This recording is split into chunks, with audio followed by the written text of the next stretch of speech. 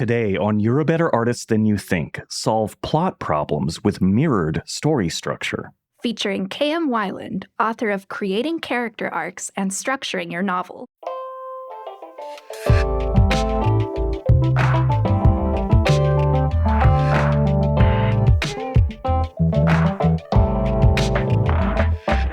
Welcome back, artists and storytellers, to You're a Better Artist Than You Think. I'm your host, Chris Oatley. And I'm your co-host, Veronica Kosofsky. Chris, I don't know about you, but I was surprised to learn that our listeners' #1 request for upcoming episode topics was storytelling. As was I, although I was delighted to learn this because I love talking story. It's one of my favorite topics, in fact. And also because I already had this story-focused conversation with Katie Weiland in the can. It's such perfect timing. It's a great discussion, too. I thought I was pretty familiar with story structure, but some of the concepts Katie brings up were completely new to me. Indeed. One concept that is almost certainly new to our listeners as well is the central concept from Katie's latest nonfiction book, Next Level Plot Structure. Katie refers to this concept as chiastic story structure. Right, and chiastic basically means mirrored. And that's the very beginning of this conversation, Katie explaining this concept of chiastic or mirrored story structure. And although I think the concepts are comprehensible without diagrams and screenshots, you'll find both in the YouTube version. They might help to communicate these often abstract concepts more clearly by making them visual. We should also mention that the conversation contains major spoilers for Toy Story 1 and minor spoilers for The Godfather and Captain America Winter Soldier. And the video series displays some slightly spoily screenshots for these movies and TV shows. You can find K.M. Weiland's books and blog at helpingwritersbecomeauthors.com and learn more about our mentorship program, The Clockwork Heart, at magicboxacademy.com. And if you like our show, please like, subscribe, comment, enable notifications, write a review, share with a friend. And now, here's K.M. Weiland on solving plot problems with mirrored story structure. I think we all intuitively understand what story is, but then when we actually go and try to create one, it can be difficult to apply that kind of instinctive recognition of what a story is to how to actually create that on the page. What is so interesting about story and story structure in general is that it helps us begin to see patterns emerge from within what can often seem like a very abstract thing to create. Pretty much all of story theory and certainly all of story structure is about recognizing those patterns and figuring out, how can we break that down and use it as a way to create building blocks for our own story creation. The two sides of classic story structure and of the story arc, in many ways, they come full circle, and you have two halves kind of mirroring each other. The hook and the resolution is probably the most obvious example. In the way I teach story structure, hook is the first structural beat, the resolution is the final one. So basically, you're talking about opening and closing scenes. And just inherent within that, you have the beginning and you have the ending. So right away, you have just this resonance and this mirrored structure of something beginning and something ending, because also you have the deeper symbolism of wherever you have a beginning, it's also necessarily the sign of something ending. And where you have an ending, it's also the sign of something else beginning. So right there, you have that flipped kind of mirrored aspect. Something to think about within those particular parts of the story structure would be what I call the normal world and the new world. In the hook, you have the characters in this first act section of the story, which is, you can think of as the normal world, which will be in contrast to the adventure world that they will enter later on when the conflict and the plot really starts to heat up. But in this normal world, you're just setting up what the character's life is like, what conundrums they're facing in this early part of the story. And then by the time you come full circle all the way to the ending, basically, you're putting the character in a new world. You could think of it as a new normal world in that it is the beginning of the next thing. By the time they get to the resolution, the conflict has ended. The plot is no longer rolling anymore because the conflict has reached an end. The protagonist and whatever the antagonistic forces have reached some kind of conclusion where the protagonist relationship to their goal has been realized in some way, either positively or negatively. So that story is at an end and something else is beginning. And that's what we start seeing come into formation in the resolution in this new normal world that kind of indicates where the characters will be going from there, whether that's into a sequel or just an indication that their lives continue after the story that we've just witnessed them on.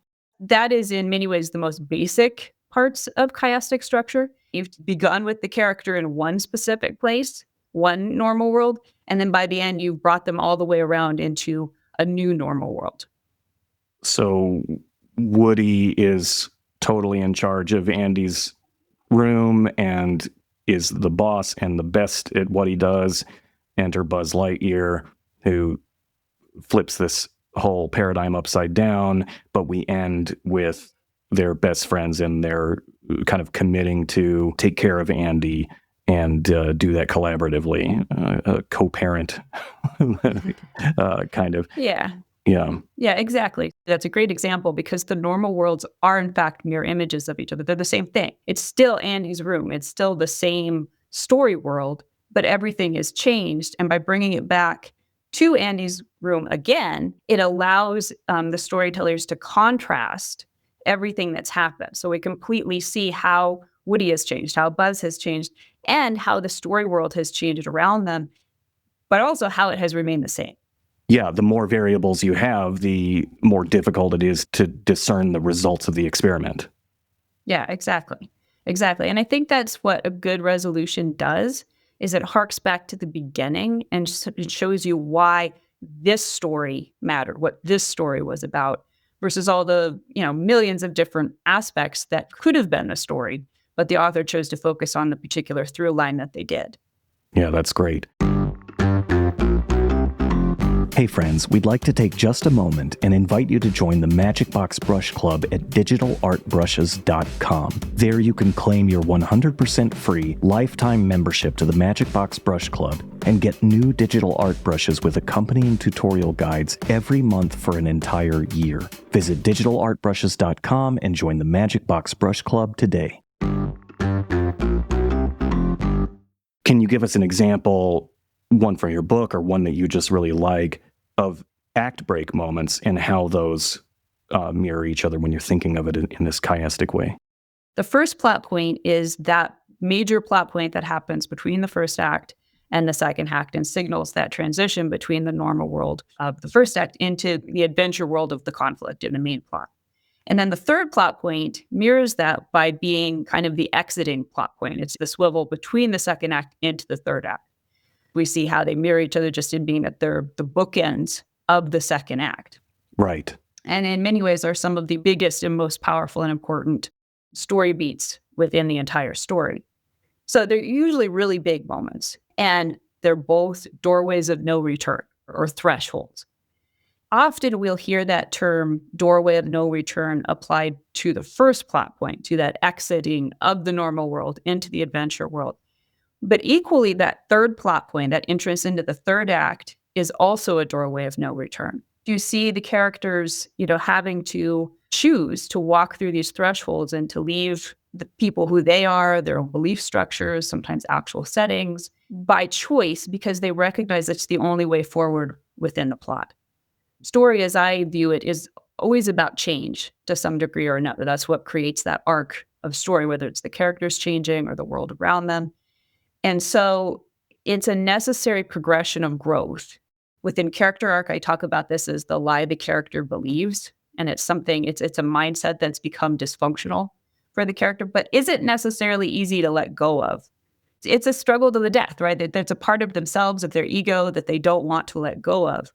And we see that equally at both of these turning points within the story, although often it will be emphasized more heavily at one of the plot points or the other. So in Toy Story, we'd have the first plot point where Buzz shows up in Andy's room and the whole thing goes to pot.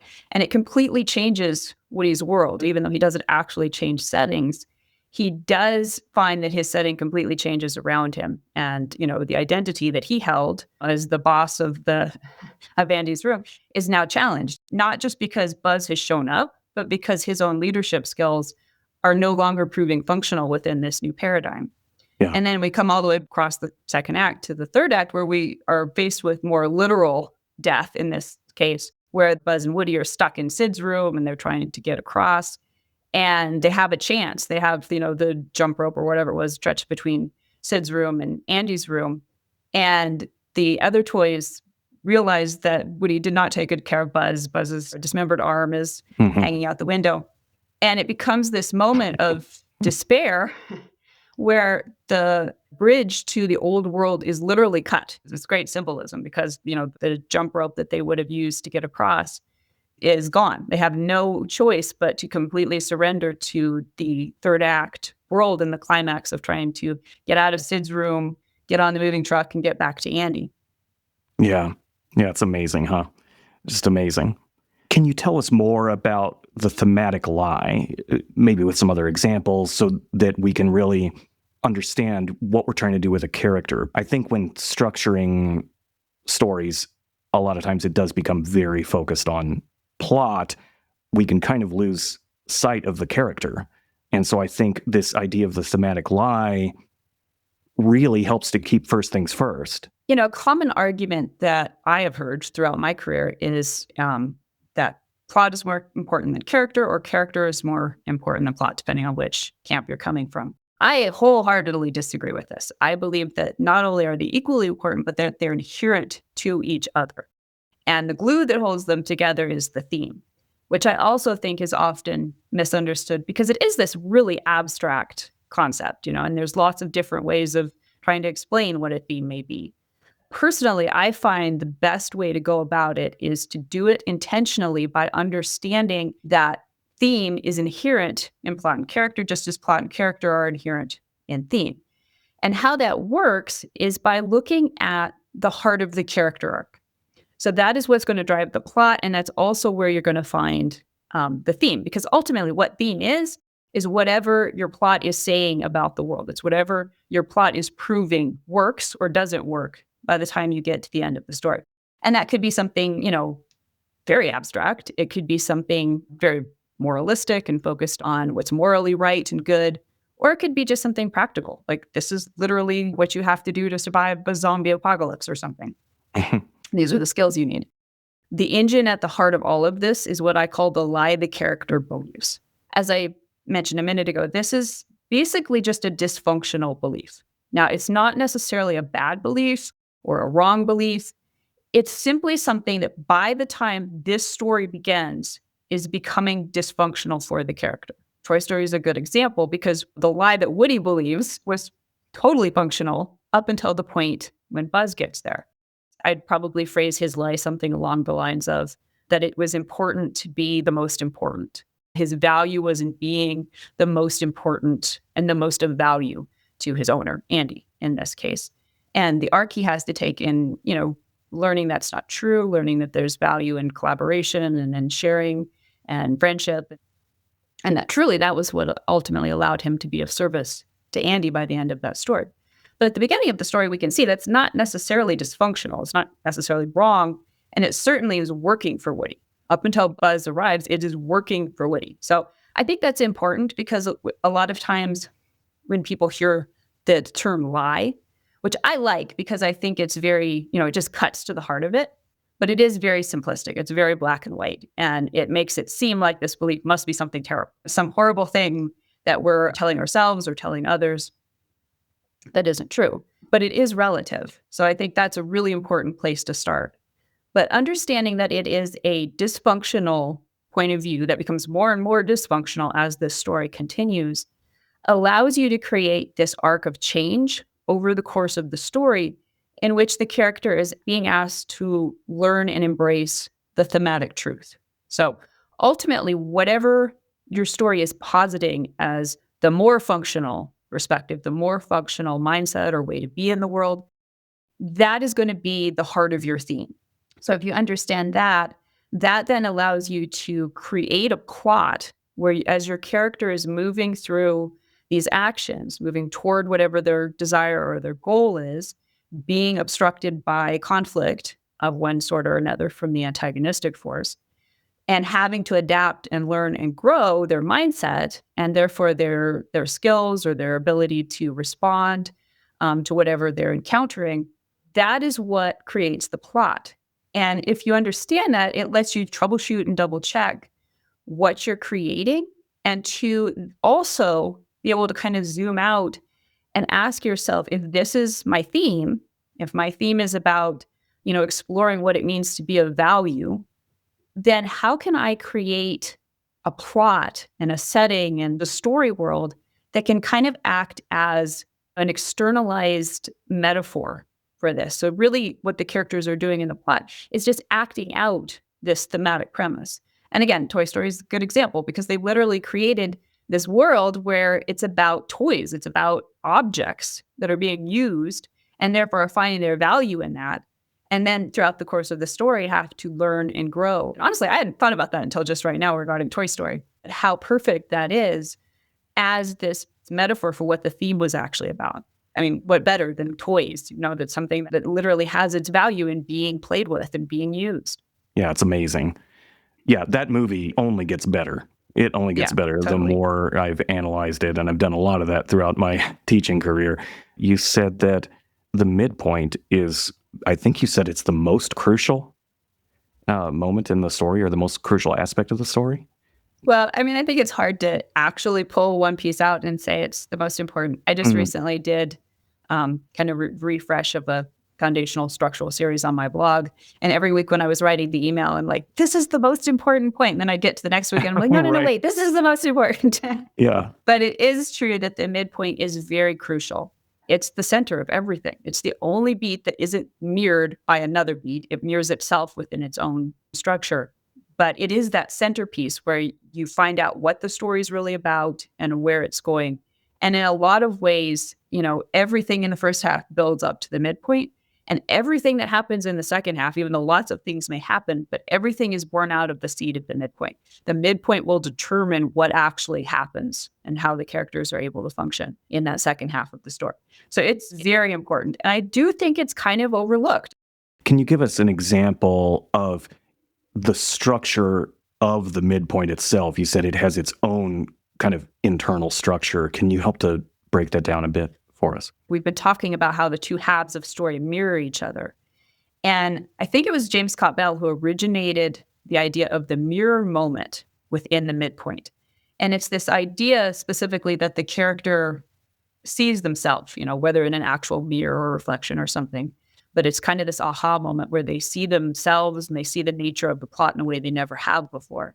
And I find that so interesting because even though the midpoint doesn't have another plot point that mirrors it, it is the mirror moment. So it has within itself kind of that reflective quality. I break the midpoint down into two halves, as I do all of the structural beats. And the way I break it down is into the plot revelation and the moment of truth. So you kind of have two beats that sometimes are very similar and might even be meshed into one another. But you have one that's focused on the practical aspects of the external plot and one that is more about that interplay between lie and truth. So within the plot revelation, you're going to see the character grasping the nature of the conflict in a way they haven't up to this point. It's interesting because in movies, very often you can just see the lights go on in the actor's face. It's like they may not, even say what it is they've figured out, but you can see the shift within their face and how they're portraying the character as they just kind of get it. It's like they understand what they need to do to shift out of the reactive phase that they've been in the first half of the story and begin to be more and more proactive and to be able to be more and more effective in the plot as they move forward in the second half.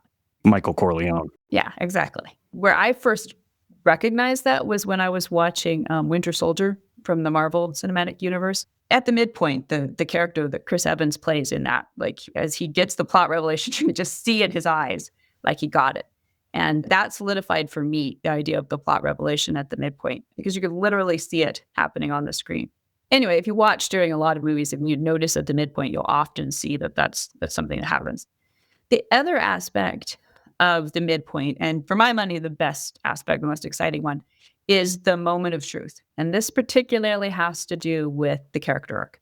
It has to do with the character beginning to fully grapple with the lie that they believe. Now, it's important to keep in mind that it depends on what kind of type of story you're telling, because in a positive change arc, you will see the character make this shift out of the lie into a more positive mindset that's based on this thematic truth that allows them to act more functionally within the world in their lives. In a negative change arc, that's not what happens, because they'll actually end up either staying in the lie, arcing into a worse lie, they're not able to make that jump for whatever reason. So those stories, are generally the cautionary tales that we see that are super important to our storytelling body of work. And then we also have flat arcs in which the protagonist doesn't necessarily change much, if at all, throughout the story, but they begin the story in possession of that thematic truth and are able to use it to create change within the story world and the characters around them. So depending on what type of story you're telling, the moment of truth will look a little different. But the basic essence of what it is that through the first half of the story, your character has been trying to, with an increasing lack of results, has been trying to apply this old mindset, this old way of being and functioning in the world, the lie, to his actions, and has been getting punished for it, basically. It hasn't been working, and he's slowly been learning and adjusting and starting to get a clue about what might work, which is, the opposite in the thematic truth.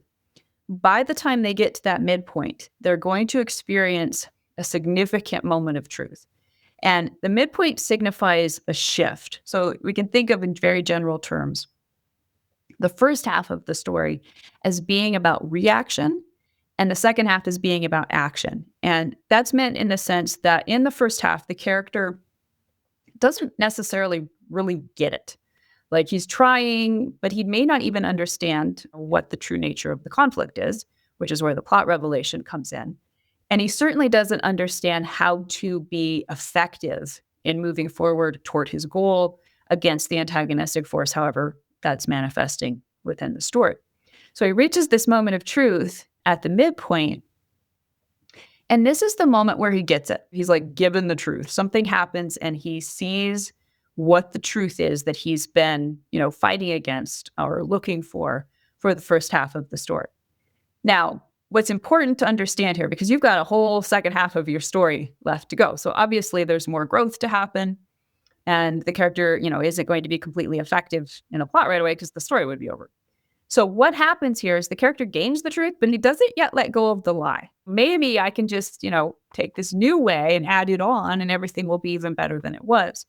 And so from there, even though this understanding of the truth allows the character to be more functional and effective within the plot, within his personal relationships, whatever he's working on within the story, he's still, not there yet. He's still going to be running into obstacles, running into failures, sometimes, horrific mistakes. That is the result of not fully integrating this truth because he's not yet willing to fully let go of that previous mindset, that previous ego identity that he carried into the first part of the story.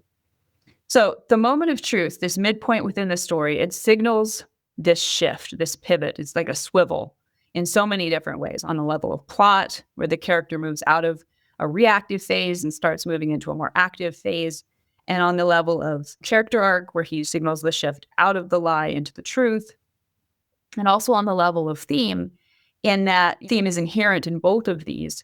And we see the thematic argument starting to be proven more and more strongly, one way or the other, throughout that second half of the story following the midpoint.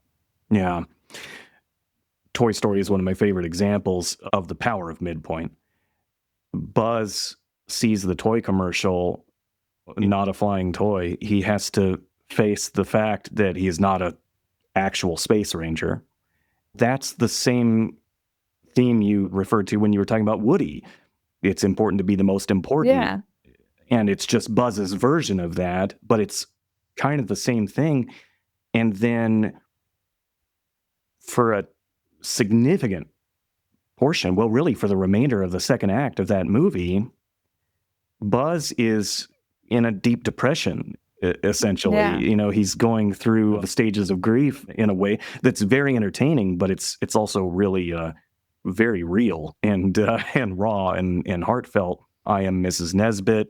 He has this sort of bender that he goes on. And then, of course, the really dark moment where he has the rocket strapped to his back and Woody has to talk him out of it, basically. You are a cool toy. Honestly, I had never thought about Toy Story quite this deeply in regards to this myself. But yeah, I think that's really interesting, the exploration of the same thematic truth, but in totally opposite ways, in that Woody basically has to realize he's more than a toy, whereas Buzz has to realize that he has value in being a toy. So yeah, that's very interesting. Within itself, that's really interesting because it adds layers to the actual thematic argument in that, value isn't objective. It isn't, something that you have to be this, you have to be the best, you have to be a toy, you have to be a space ranger, and nobody else has any value. Woody has value in being more than a toy. Buzz has value in being just a toy. Yeah, that's like great. Really cool. Very, very cool. Help me with the chicken and egg of all this. It's so difficult to create an entire story, right? Understatement of the century there. But thinking about this midpoint as being so crucial, one could approach that first.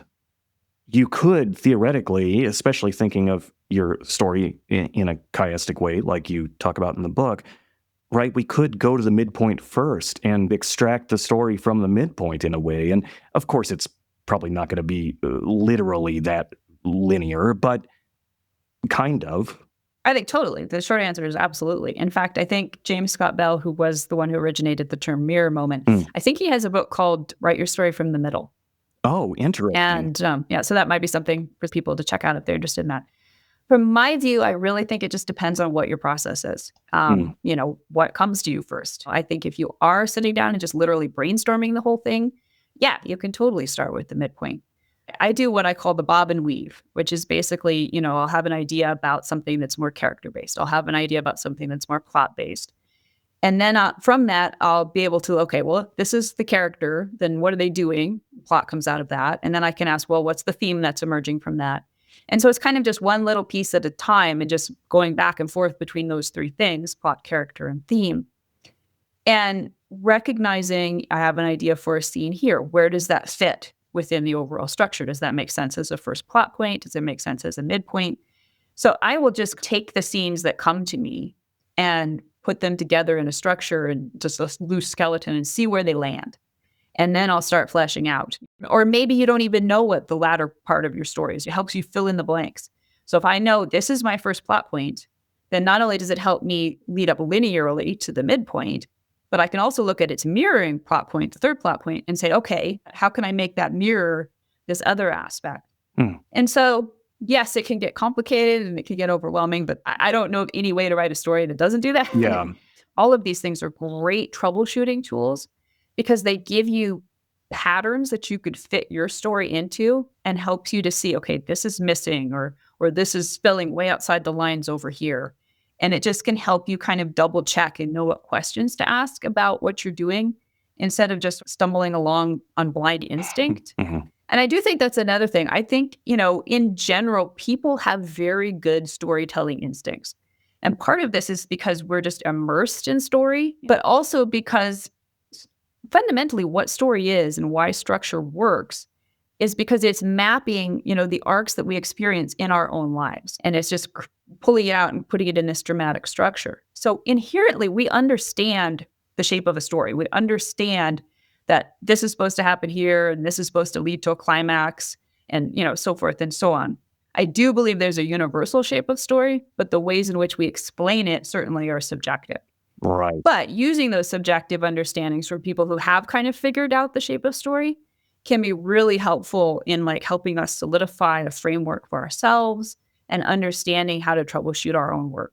Yeah, that's amazing. That's ancient stuff right there. That's a really, really profound stuff. One of the reasons I love talking about story structure so much. When we were emailing prior to the interview, I mentioned that this book is amazing because, well, for a lot of reasons, but one of the reasons is because it could work for a beginner and it could work for somebody who's been through this process a few times and they're trying to troubleshoot, a word you just used moments ago.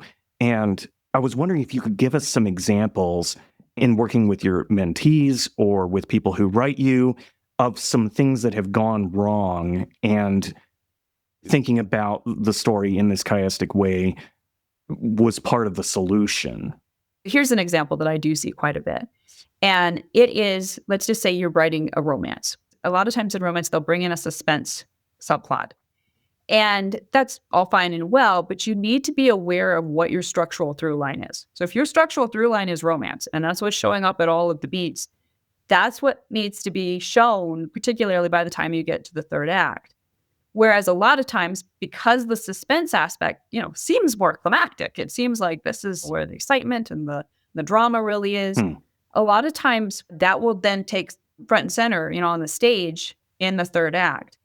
And it's just jarring. Like, it just doesn't fit. It's not necessarily that you can't have the suspense aspect, but you need to have set that up structurally throughout the story.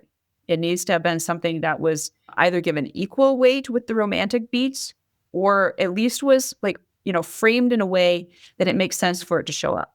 So, for example, even if the stalker bad guy or whatever you're doing doesn't show up until the climax, like he's a very minor part of the story, just background noise. So let's just say he shows up in the climax.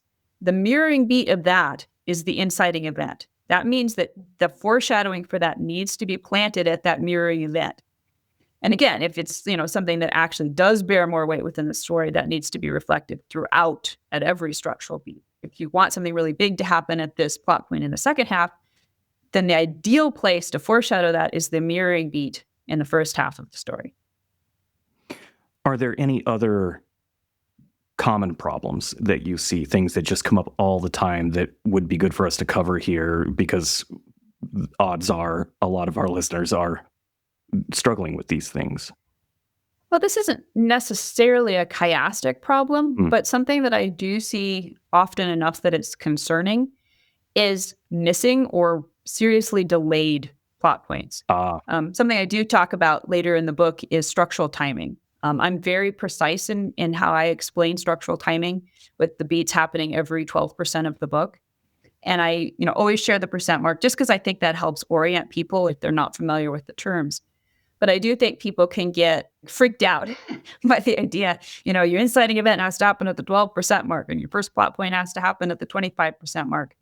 And I'll frequently receive emails, like, what if I'm off by 1% or 10%? And I think what's really important to understand about that, as with any rule in storytelling, is why.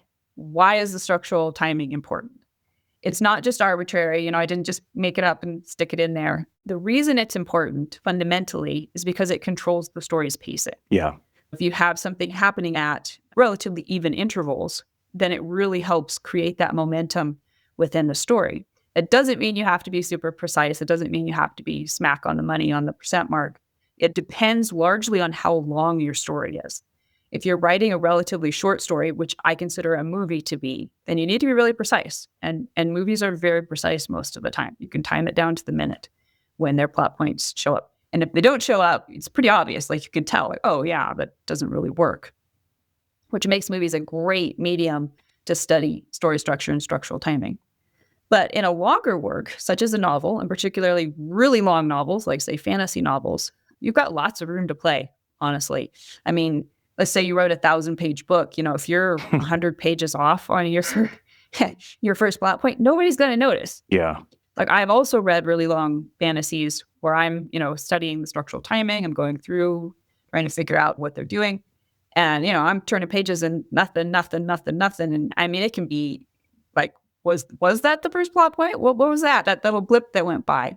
So I think what I'm getting at is, I think one thing to really be aware of is you want to hit your major plot points hard. Like, you want readers to feel them. They need to be scenes where people are like, oh yeah, something happened. Yeah. Not, like, did something happen or what just happened? Now, obviously that varies depending on the type of story you're telling, because you might be telling a really low-key, subtle story, and you want your structural beats to be correspondingly subtle. But particularly if you're telling a big story with action and that sort of thing, lots of drama, then you want those plot points to show up. They are your story. Everything that happens in between is just building up to and building away from those major structural moments. So I like to always encourage people to make sure that they are really what I call hitting those plot points, making them show up, and making sure that the timing works within the pacing of the story. It doesn't have to be perfect, but you do have to make sure that the pacing works, that you're not, dragging out a section before a plot point by delaying it or shortchanging what comes after it.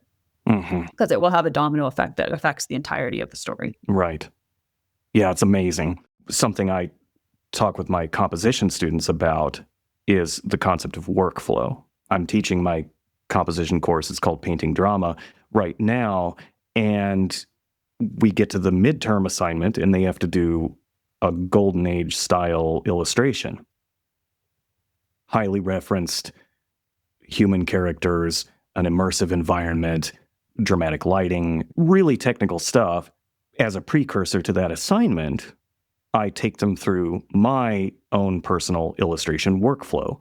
Here's how I gather reference. Here's how I do the reference studies. Here's how I assemble the comps. Here's how I refine the image. Here's how I go and do the light and shadow and perspective, et cetera, et cetera. And I tell them, if you already have a workflow that works for you, use that. I don't care. But if you don't, just use mine.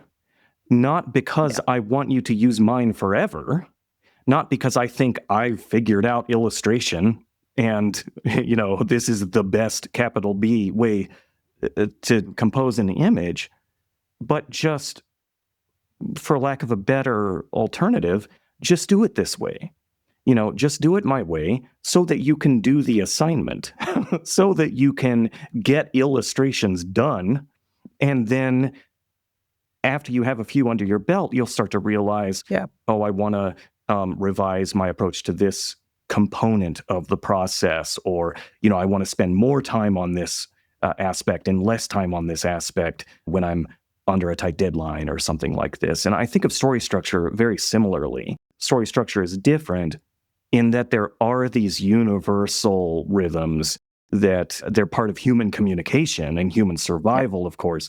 That's different than the technical process of creating an illustration. But I think there's some similarity there, especially when it comes to, if you don't have a structure that you use and that works for you and that you can say, my audience likes this. Look, I've got a stable career. People like reading my work. Here's all the people who like reading if those things aren't happening yet, well, then just use Katie's, just do it this way, if it ain't broke.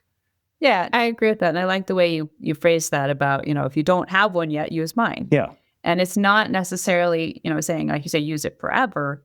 I did a post, I think last year, called Making Structure Your Own. Almost all of the people who say this to me are very new. And I feel like they're saying it out of a place of fear. I don't believe in structure. I don't believe in having to, confine my creativity. I don't believe there's one way to tell a story. And, there's a certain truth to that, but there's a difference between saying that from a place of having actually learned structure and become someone who's studied it versus someone who hasn't. Yeah. And, is just in resistance to the idea that their creativity is going to be confined somewhere, which I think can be really scary.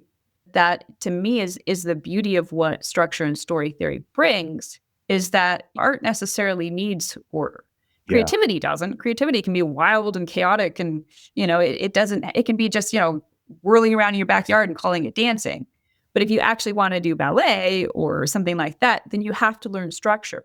And it's the same with storytelling. A 5-year-old telling a ridiculous story about, a banana walking down the road, they're being, so creative.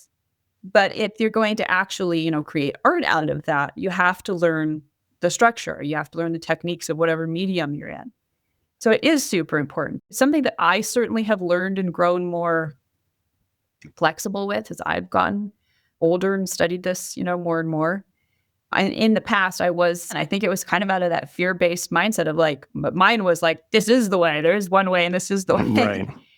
And, but I have, as I've gotten older and my own relationship to creativity has changed, I recognize like what I'm teaching is necessarily mine. Yes, I have learned from and internalized many people who have gone before me for, in some cases, millennia. But ultimately, what I am interested in is what makes sense to me. I am interested in the tools and the framework and the patterns that I see. And I love sharing that with people. And I love being able, to recognize the similarities between how we see stories in our own different ways. But ultimately, it is so important for each artist to kind of individuate at a certain point from their teachers and to be able to understand how they see story, how they interact with story. Yeah. For me, story it's like a body knowing. I feel it in my body when something makes sense. And it's not just a head thing. It's not just trying to make sense of what someone told me was true. It's like what Socrates says about how you sometimes you come across a piece of truth, and it's not like you learned something new. It's like you remembered something that you'd known all along. Wow. And so that's what I want for writers and for students of this to be looking for. You're looking for what you remember, not necessarily what you think you're learning from someone else. Yeah. I do believe, as I said, that there's a universal shape to story. Like, I don't think we're just, reaching for pie in the sky and making this stuff up, and later generations will be like, well, that's not what a story is at all. But what is happening is that we're expanding, right? It's like we're always expanding our knowledge. And the very fact that basically what all of us are learning from are the patterns that have emerged from the many different mediums of story that we've created throughout human existence. Yeah. And that field just gets bigger and bigger and bigger and bigger. And the more examples we have, we're, constantly trying to fit those into the larger pattern. And so necessarily, even if the underlying foundational pattern remains the same, we are expanding. I like the symbol of the spiral. We're always going around in a circle, but we're also just expanding and going up. We're retreading the same patterns and the same ground, but with new understanding and new innovation. So it's definitely not static, but I think it's difficult to go up the spiral unless you understand and embrace that fundamental, foundational shape that is what we're all building off of. Yeah, it's rare that we have a storyteller who breaks structure from the start and the work is great. Right? Yeah, and when they do, they know what they're doing. It's not, It's like I was just watching a show last night, trying a show that by all rights I should have liked. I'm not going to say what it was, but I should have liked it. It had everything I liked. But immediately I started it, I'm like, there was no intention behind this. This could have been great, but it was just thrown onto the screen instead of there being an understanding of what it could have been. Wow. Of what the underpinning themes and so forth were. So there's like such a difference between someone who understands that foundational structure and is trying to expand it, or trying to, leave it behind altogether as a commentary on, the structure itself, which is still ultimately about that structure and foundation, versus someone who doesn't know, someone who, is just outside of the structure because they don't even know where the lines are.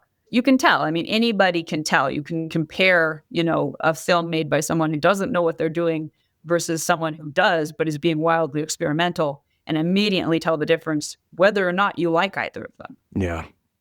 Wow. What is the best advice you've ever received? Oh, gosh. I mean, wasn't like specific advice, but honestly, the thing that has most impacted me and changed my life and my trajectory as a writer was my discovery of story structure. But just generally learning about and understanding structure was and is what I would advise to other writers as well. Start there. Yeah. You can't go wrong. Just start there. Yeah, totally agree. And how about the worst? What's coming to my mind is write what you know. I think that one's really tricky, and I hated it. I absolutely hated it when I was younger, mostly because I didn't know anything. Yeah. So it's like, what was I supposed to write about? Right.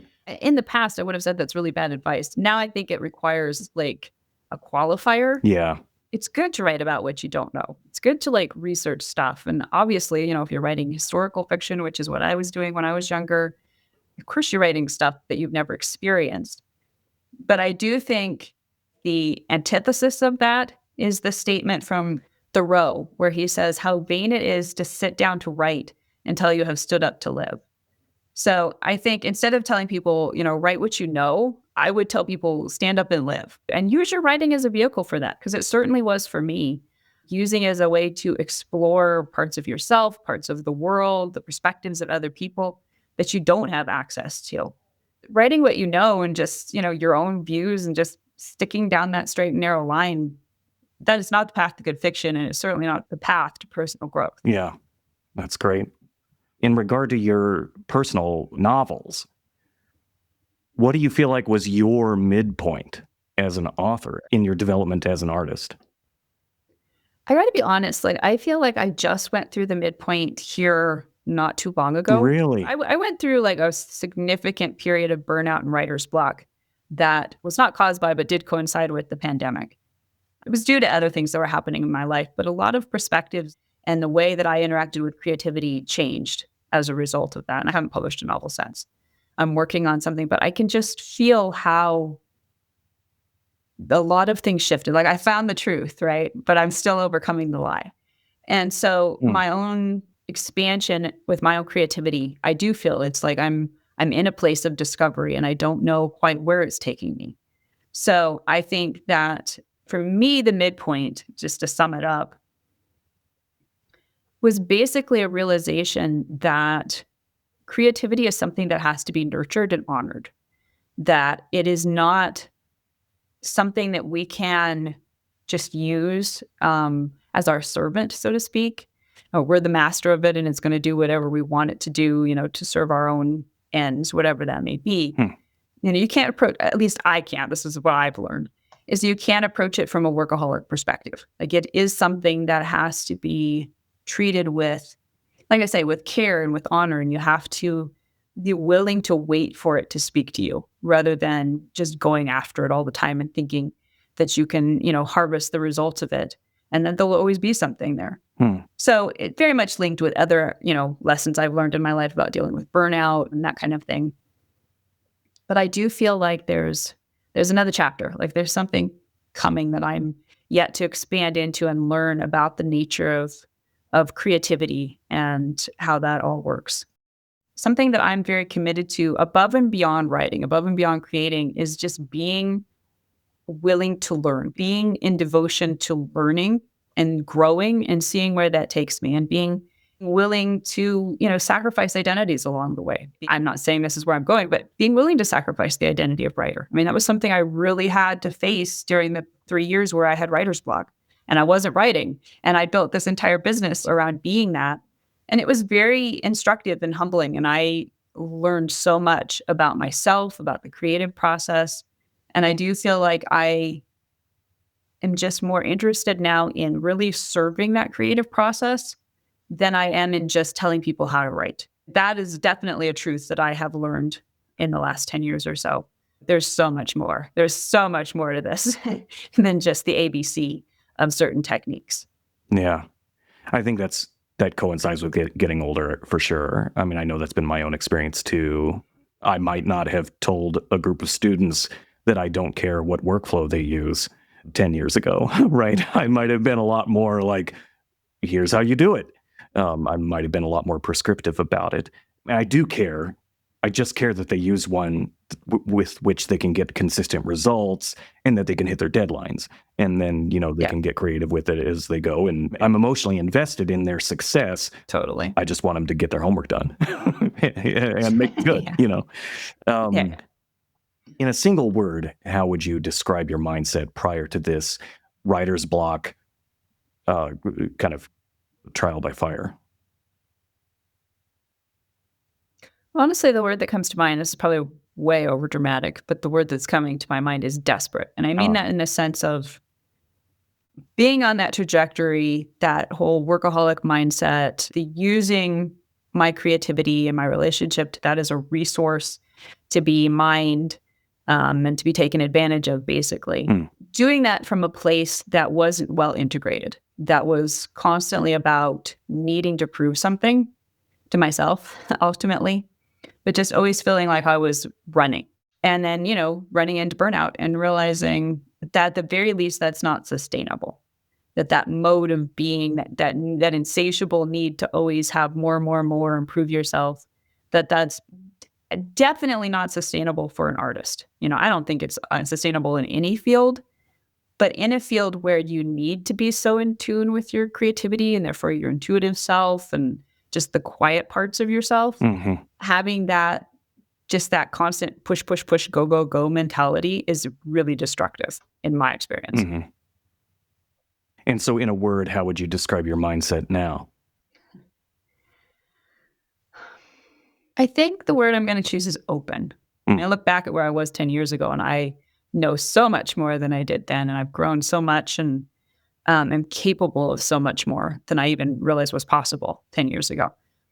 But at the same time, I do feel like I don't know where I'm going and I don't know what's coming next. And so it's very much a question. Like I always feel like I'm in a place of questioning and wanting to be receptive to where that creative self is wanting to lead me.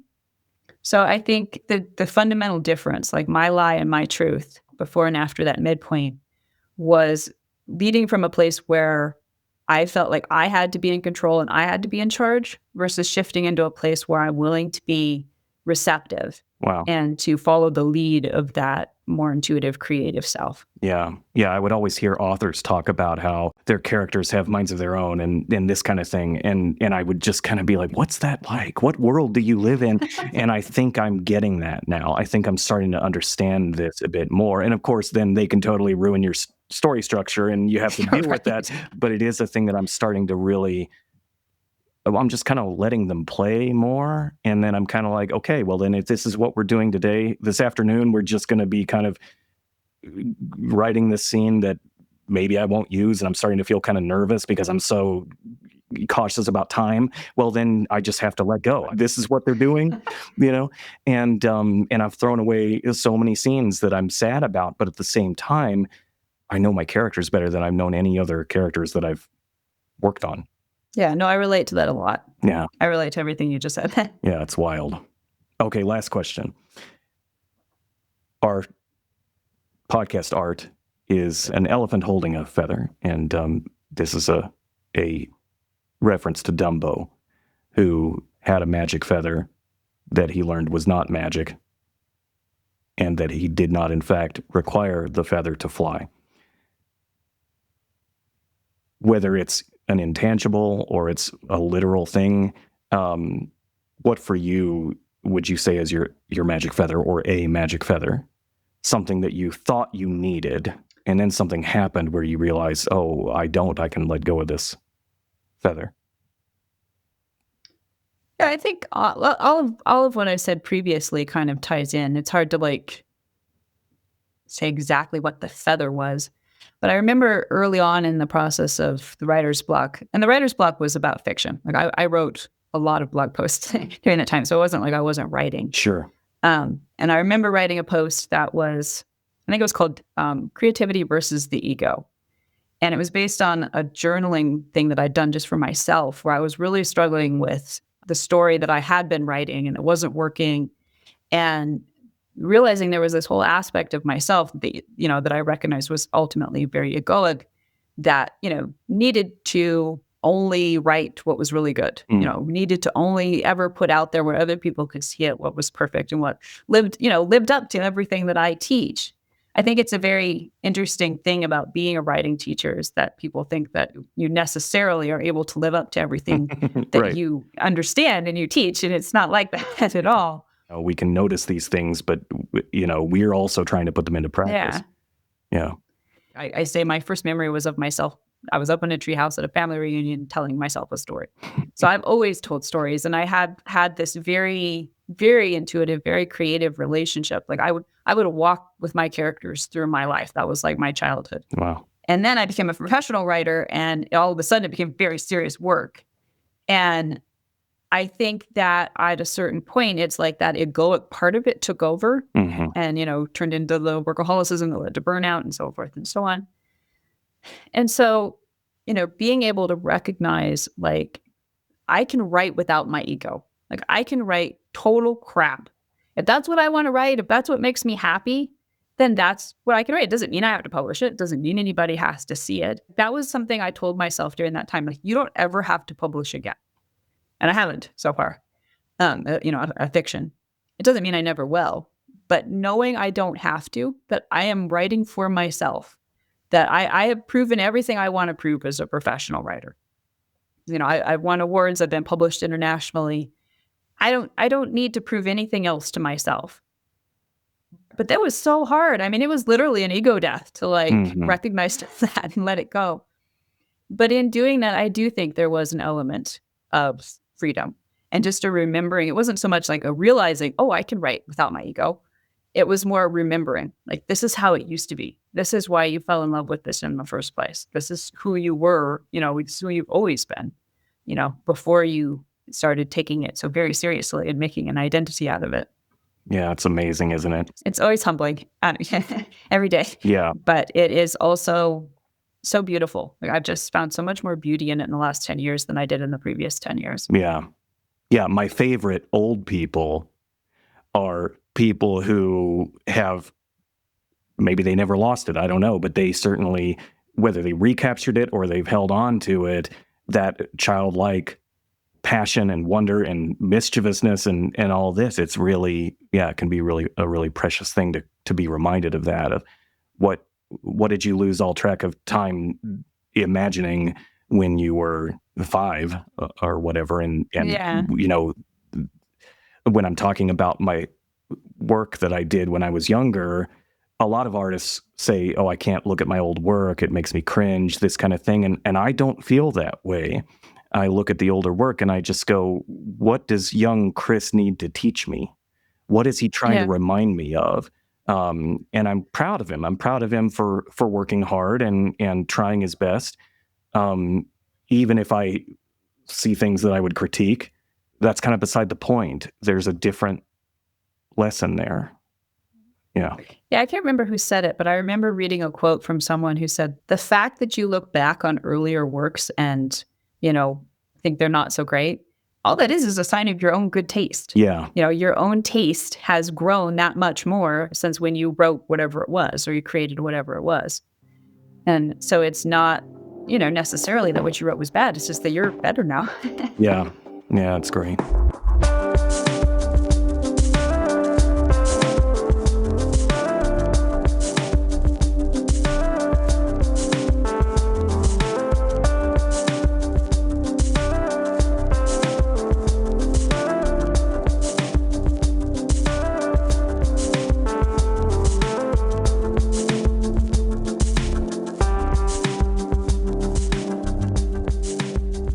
We're your hosts, Chris Oatley and Veronica Kosofsky. Our production coordinator is Mari Gonzalez Curia. And this show is made possible by the Magic Box Academy. Subscribe to this podcast on any of the major platforms: Apple Podcasts, Spotify, Audible, YouTube. And join our email list at magicboxacademy.com for notifications about future episodes, courses, and mentorship opportunities. Get new digital art brushes with accompanying tutorial guides every month for an entire year with your free membership to the Magic Box Academy Brush Club. Join today at digitalartbrushes.com. And until next time, friends, remember, you're a better artist than you think.